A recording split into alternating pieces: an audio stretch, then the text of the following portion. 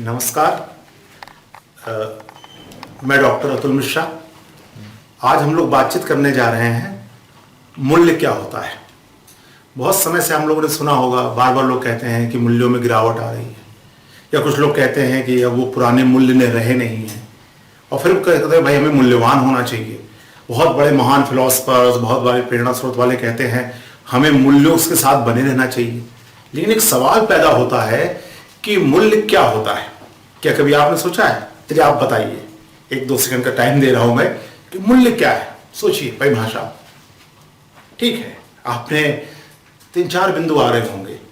अब जैसे एक बिंदु आता है कि मूल्य कीमत होती है, तो क्या वो कीमत ही है मूल्य? जब हम कहते हैं कि इस समाज के मूल्य बहुत ऊंचे हैं, इसका मतलब है कि वहां पर प्याज के दाम बहुत ज्यादा है? नहीं, इसका मतलब मूल्य का संबंध कीमत से नहीं है। इसके बाद जब हम लोग आगे बढ़ते हैं और देखते हैं, जब लोग कहते हैं भाई कि इस समाज में पुराने मूल्य नहीं रहे, अब इसका क्या मतलब होता है? पुराने मूल्य नहीं रहे, इसका मतलब मूल्य कुछ ऐसी चीज है जो पहले समय से चली आ रही है और अब उसमें गिरावट या कमी आ रही है। कभी कभी आपने देखा होगा किसी व्यक्ति के व्यक्तित्व का जब मूल्यांकन करना होता है, तब ये कहा जाता है कि वह उसमें यह मूल्य नहीं रहा, उसके परिवार में लोग इस तरह के बेहतर थे, वो उससे उसकी गिरावट आ गई है। तो अब मूल्य दोबारा एक नया डायमेंशन देता है। मतलब मूल्य कोई तराजू जैसा है जिसमें तौला जाता है लोगों को। और फाइनली ये भी आता है कि सबके मूल्य अलग अलग हो सकते हैं। हो सकता है किसी काम को करने के लिए तरीके, एक व्यक्ति का तरीका अलग हो, दूसरे व्यक्ति का तरीका अलग हो सकता है। इस तरह आज हम लोग अलग अलग ढंग से इस मूल्य को समझेंगे। इस पूरे लेक्चर में हम लोग ये देखेंगे कि मूल्य क्या होता है, और विशेषकर अब तो ये आईएएस के सिलेबस पे टॉपिक भी जुड़ गया है, तो ये काम जो है वो जीवन के साथ साथ जो है वो आपके परीक्षा में भी काम आ सकता है। अब चलिए इसको मैं कुछ उदाहरण से, जैसे मेरा एक तरीका एथिक्स पढ़ाने का है, पहले हम लोग थोड़े बहुत कुछ उदाहरण लेंगे और उस उदाहरण के बाद ये देखेंगे कि मूल्य को किस तरह परिभाषित किया जा सकता है। बहुत सारी किताबों में या लेक्चर्स में मूल्य को एक बहुत सीमित रूप से परिभाषित किया जाता है, जिसमें मूल्य के सभी डायमेंशन नहीं आ पाते। लेकिन एक बार मूल्य को हमने बहुत अच्छी तरह से समझ लिया तो हमारे लिए व्याख्या करना आसान हो जाएगा। पहला उदाहरण लेते हैं हम। एक यहाँ पर इलाहाबाद में एक अल्फ्रेड पार्क है जहाँ पर चंद्रशेखर आजाद शहीद हुए थे। वहाँ पर एक कार्यक्रम था, तो हमारे साथ जो मुख्य अतिथि थे उनको हमारे विश्वविद्यालय में जाना था, तो उन्होंने कहा कि मैं थोड़ा सा यहाँ पर इस कार्यक्रम में 10 मिनट के लिए तुम्हारे साथ चलता हूँ, यहाँ कार्यक्रम अटेंड कर लेंगे, फिर हम लोग विश्वविद्यालय चलते चलेंगे। हम लोगों ने जैसे ही प्रवेश किया उस अल्फ्रेड पार्क में जहाँ प्रोग्राम होना था, तो जैसे ही हम दोनों ने प्रवेश किया तो वहां पर कई बच्चे एक साथ दौड़ते हुए आए, और वो दौड़ते हुए आए। हम लोगों ने सोचा ये हमारी तरफ आ रहे हैं, लेकिन ऐसे आगे वो निकल गए और वहां पर एक 28-29 साल का एक लड़का था, उसको घेर के बहुत सारे बच्चे खड़े हो गए। कोई पैर छू रहा है, कोई खुश हो रहे हैं। तो जो चीफ गेस्ट थे उन्होंने मुझसे पूछा कि ये व्यक्ति कौन है? तो मैंने कहा चिंता मत कीजिए, यह व्यक्ति जो है या तो वो स्कूल का टीचर होगा, म्यूजिक टीचर होगा, स्पोर्ट्स टीचर होगा, और कोई नहीं होगा। और बाद में पता चला कि वह जो 28-29 साल का व्यक्ति था वह उस स्कूल का म्यूजिक टीचर था। तो अब एक म्यूजिक टीचर महत्वपूर्ण हो गया बच्चों के लिए, और जो मुख्य अतिथि थे जो बहुत बड़े जस्टिस भी हैं, एक बहुत बड़े स्वतंत्रता संग्राम आंदोलन परिवार से भी आते हैं, उन बच्चों के लिए वो व्यक्ति महत्वपूर्ण ना होकर वो क्यों महत्वपूर्ण हो गया? कभी कभी आप एक छोटे से बच्चे को 1000 का नोट दीजिए या 2000 का नोट दीजिए, वो नहीं लेगा। इसके बजाय उसको 2 कंचे दे दीजिए, वो सहज स्वीकार कर लेगा। तो समस्या ये आती है कि उस बच्चे के लिए क्या मूल्यवान है, उस स्कूल के बच्चों के लिए क्या मूल्यवान है। अब एक सवाल पैदा होता है। अब दूसरी चीज में दूसरे उदाहरण पर हम लोग आते हैं। दूसरा उदाहरण हम लोग ये ले सकते हैं कि जब हम भारतीय मूल्यों की बात करते हैं, कभी कभी कहा जाता है कि भारत के जो मूल्य हैं वो त्याग है, अतिथि देवो भव, ये भारतीय परंपरा का है। अब ऐसा क्या है कि अतिथि देवो भव भारत के मूल्य हैं? इसका मतलब कोई कुछ खास बात ऐसी होगी जो बहुत लंबी परंपरा से चली आ रही होगी, उस भारत के मूल्य को पहचानते हैं। जैसे एक मनमोहन सिंह इसके पहले प्राइम मिनिस्टर रहे और उसके बाद वो बांग्लादेश गए। बांग्लादेश में शेख हसीना वहां के पर उस समय उसकी वहां की प्रधानमंत्री थी, तो उसमें कुछ बंटवारा होना था, लेकिन उस समय समझौता नहीं हो पाया। तो शेख हसीना ने क्या कहा कि भारत ने, प्रधानमंत्री ने बड़े भाई जैसा व्यवहार नहीं किया। अब और जो कि भारतीय संस्कृति रही है, अब ये बड़े भाई जैसा व्यवहार क्या होता है, ये मूल्य कहां से आए, और ये भारत में कौन सा ऐसा मूल्य बड़े भाई जैसा हुआ। तब हमें एक परंपरा मिलता है, इसे रामायण का उदाहरण मिलता है। रामायण में बड़े भाई राम का रोल क्या होता है, तो राम के कुछ आदर्शों ने एक मूल्य डेवलप किया कि बड़ा भाई छोटे भाई के साथ व्यवहार कैसे करेगा। तो एक पहली अवस्था क्या आई, पहली अवस्था यह आई कि मूल्य जो है वो हमारी इच्छाओं आकांक्षाओं की पूर्ति करते हैं। दूसरा लक्षण ये आया कि मूल्य किसी समाज विशेष की परंपराओं का प्रतिनिधित्व करते हैं। अब आते हैं तीसरा उदाहरण आया। तीसरा उदाहरण ये आया कि यदि कोई व्यक्ति है, मान लिया कि एक हम लोग समाज में बहुत सारी चीजें सुनते हैं कि कभी कभी किसी ने कोई चोरी कर लिया, किसी एक समाज के व्यक्ति ने चोरी किया, और चोरी करने के बाद फिर कभी कभी ये परंपरा होती है कि समाज को बहिष्कृत कर देता है, और समाज को ने उसको बहिष्कृत किया, और बहिष्कृत करने का आधार क्या किया, ये हमारे सामाजिक मूल्यों के अनुरूप नहीं है। मतलब तीसरी चीज आई कि मूल्य कोई मापदंड है, उन मापदंड के आधार पर हम किसी अन्य के कामों का निर्धारण कर सकते हैं या चरित्र का निर्धारण कर सकते हैं। और चौथी चीज जो हम लोग विश्वास करते हैं वो इस बात के लिए आता है कि मूल्य किसी एक दिन में नहीं बनते हैं। मूल्य के जब हम लोग निर्माण करते हैं तो लंबी परंपरा, किसी समाज में लंबी परंपरा से चले आ रहे विश्वास भी उस मूल्य का निर्धारण करते हैं। इसलिए आप देखेंगे कि कभी कभी एक समाज के मूल्य दूसरे समाज के मूल्यों से अलग होते हैं, और फाइनली मूल्य जो है वह एक विशेष मानसिक अवस्था को सूचित करते हैं। अर्थात यह ऐसा नहीं है कि बाह्य तौर में हर जगह पाए जाएंगे, हाँ, यह व्यक्ति की मानसिक अवस्था से संबंधित रहते हैं। इस तरह मूल्यों के निर्धारण करने में हमें इन 5 बिंदुओं का ध्यान रखना होगा। जैसे अगर हम इसको करें, मूल्य क्या है, तो हमने पहला चीज देखा जिससे किसी की इच्छाओं की पूर्ति हो रही है। दूसरी चीज हम लोगों ने देखा, यह किसी समाज की परंपरा से संबंधित है, उससे संबंधित मूल्य होता है। फिर तीसरी कंडीशन में आते हैं, यह एक प्रकार का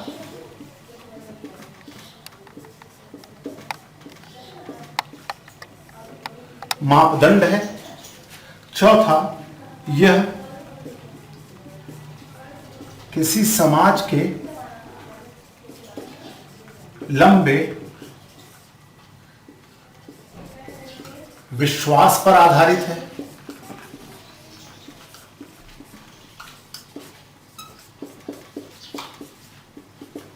और चौथा, यह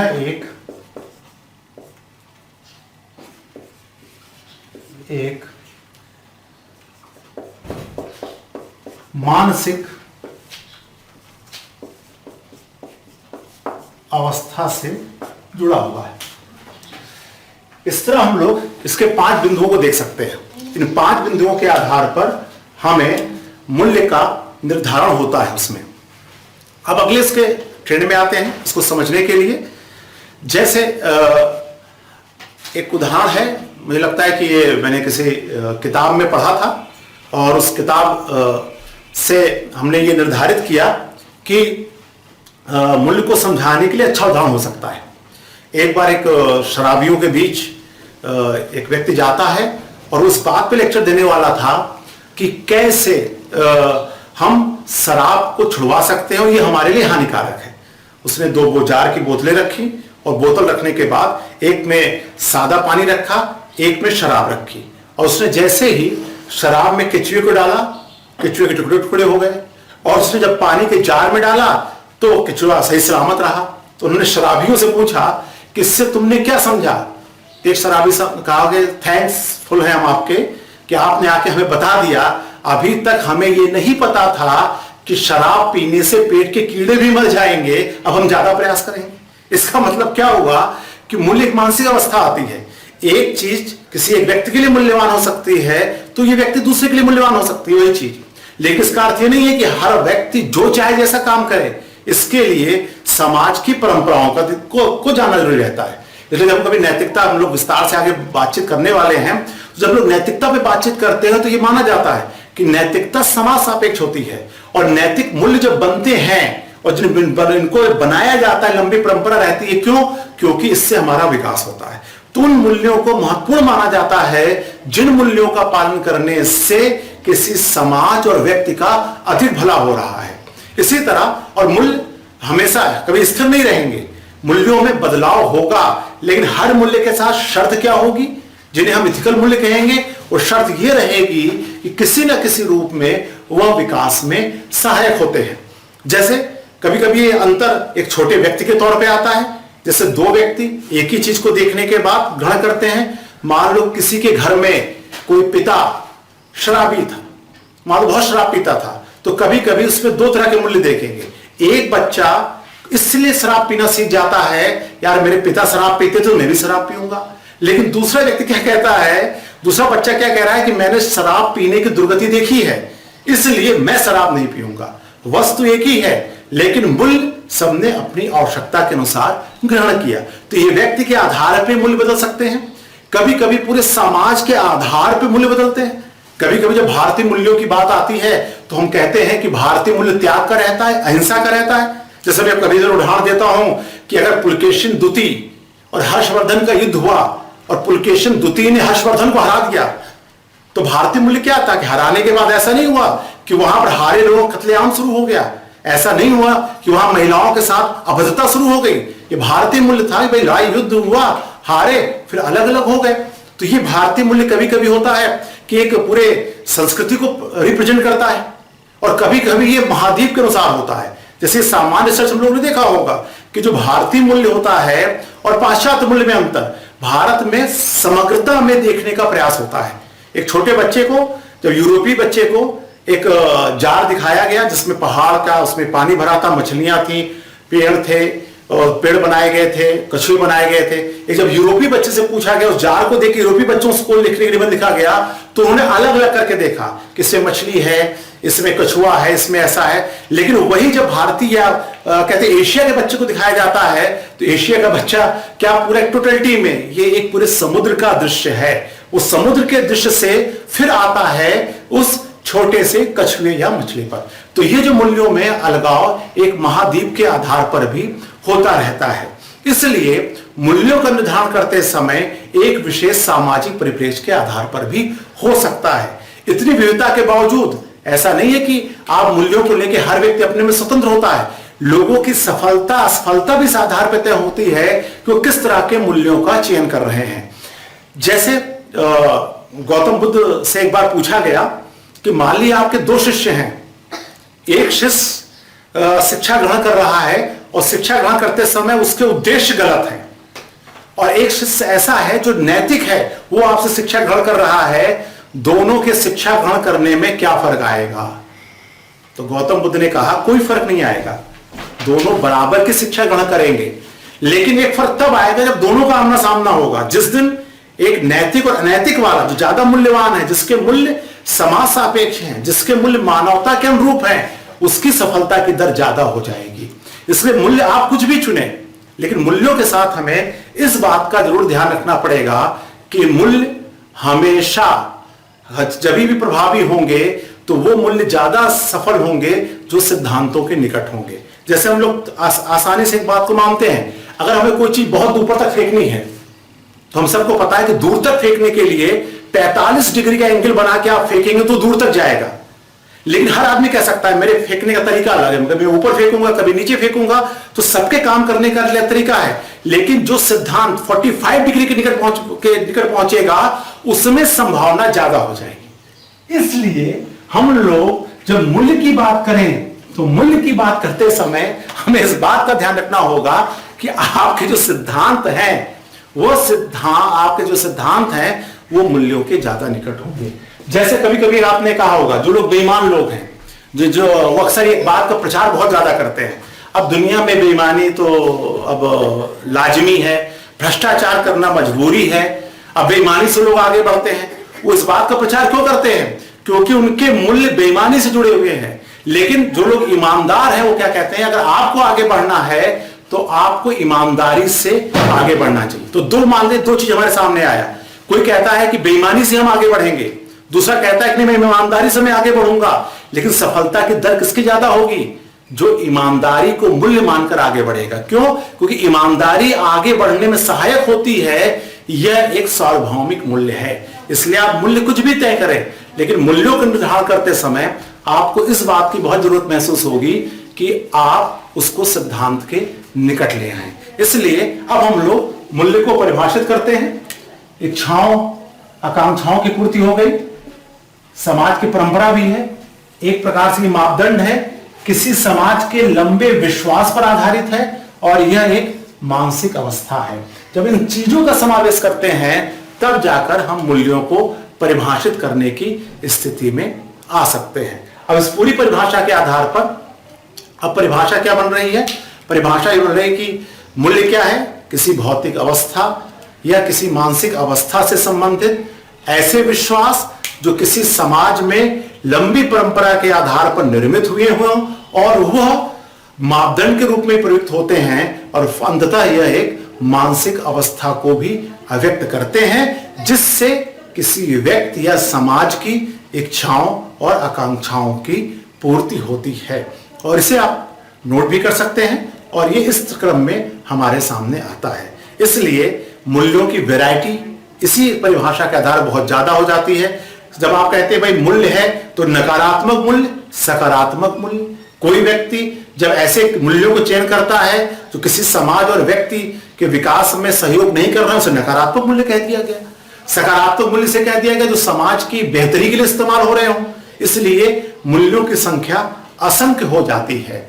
लेकिन यहां पर हम लोग मूल्यों को मुख्यतः दो कैटेगरी में बांट के समझ सकते हैं।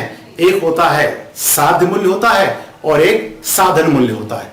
साध्य मूल्यों में हम लोग उन मूल्यों को लेते हैं जो अंततः किसी भी कार्य के अंत की प्रेरणा होते हैं, और साधन मूल्य जिसके आधार पर हमें मानवीय लक्ष्य मिल रहे हैं। जैसे साधन मूल्य क्या हो गए? जैसे हम सब तो मानते हैं सत्यम शिवम सुंदरम, कि किसी भी मनुष्य के जीवन का, किसी भी समाज का लक्ष्य क्या हो सकता है कि सभी का कल्याण हो, सभी जो है वो सुखी रहे, सभी में सृजन और सौंदर्य होता रहे। इन लक्ष्यों की प्राप्ति किससे होंगे? जिसमें पूरी दुनिया में अल्टीमेट अंतिम मूल्य इन्हीं को माना गया है। लेकिन साधन मूल्य जिनके द्वारा इसकी प्राप्ति होगी, धन साधन मूल्य हो सकता है। कुछ लोग धन कमा इसको पाना चाहते हैं, कुछ लोग रोटी कपड़े मकान को कहा जाता है कि रोटी कपड़ा मकान वो मूल्य है जिसके आधार पर हम चीजों का निर्धारण कर सकते हैं। इसलिए लंबे डिस्कशन में ना भी जाकर हम लोग साधन मूल्य और साध मूल्य के आधार पर चीजों को परिभाषित कर सकते हैं। इसलिए मूल्य को जब भी हमें अब देखना होगा तो इन्हीं सभी परिभाषाओं के आधार पर हमें निर्मित करने की आवश्यकता पड़ती है। इसको नोट कर सकते हैं। मूल्य किसी भौतिक वस्तु अथवा मानसिक अवस्था के गुण का बोध कराता है जिसके द्वारा अनुभव की आवश्यकताओं और मनुष्य की आवश्यकताओं एवं इच्छाओं की पूर्ति होती है। यह नियमों का समूह होता है जो सही गलत को निर्देशित करते हैं, और इसका आधार समाज द्वारा निर्धारित विश्वास है जिसे समाज या व्यक्ति द्वारा अच्छा समझा जाता है। तो फाइनल वाली अंत की लाइन जो मैं बताना चाह रहा हूं, जिसको समाज के द्वारा अच्छा समझा जाता है। इसलिए मूल्य का भले परिभाषा आपको किताब में अलग अलग मिल जाए नकारात्मक मूल्यों की, लेकिन मूल्य फाइनली हमेशा पॉजिटिव सेंस के लिए इस्तेमाल हो रहा है जिसे समाज के द्वारा अच्छा समझा जाता है।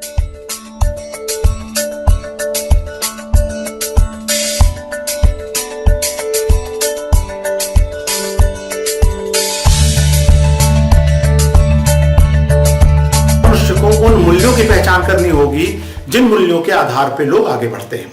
जैसे कभी मुझे बच्चे पूछते हैं कि अगर बड़ों का सम्मान करना एक मूल्य है, भाई इसका फायदा क्या होता है? आप बड़ों का सम्मान ना करके देखें, कोई सीनियर आपको मिले, आप उसको भला बुरा कहने लगे, देखिए आपका विकास रुक जाएगा।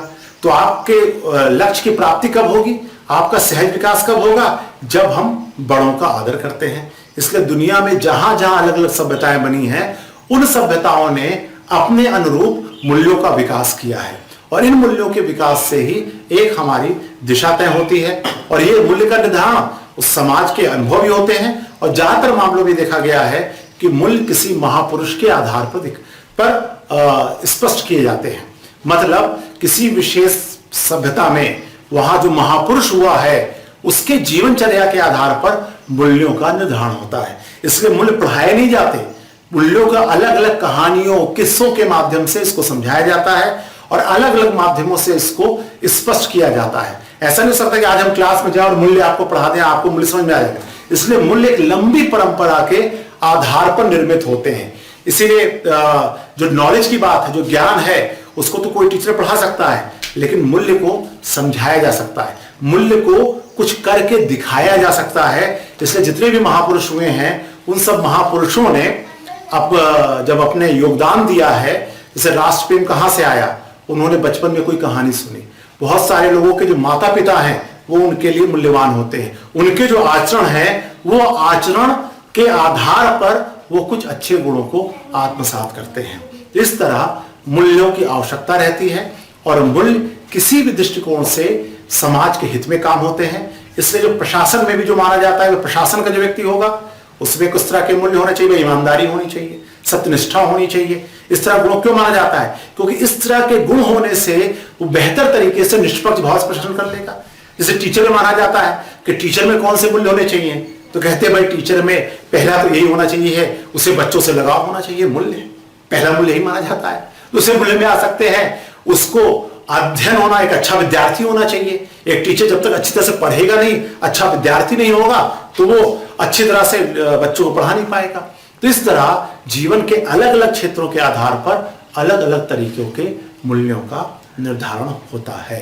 तो ये इस मूल्य पर है। अब मूल्यों के विकास में तीन तरह से मूल्यों का विकास होता है।